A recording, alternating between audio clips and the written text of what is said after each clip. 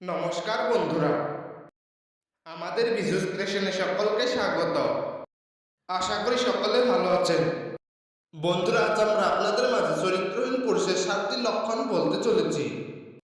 তবে আসুন ভিডিওটি শুরু করা যাক।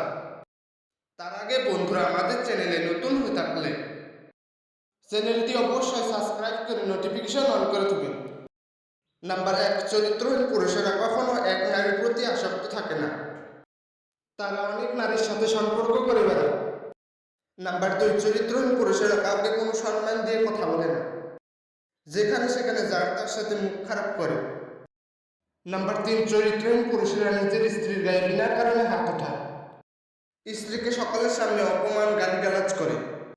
নাম্বার 4, চরিত্রহীন পুরুষেরা মেয়েদের সর্বদা খারাপ নজরে দেখে। নাম্বার 5, চরিত্রহীন পুরুষদের লজ্জা শরম খুব একটা থাকে না।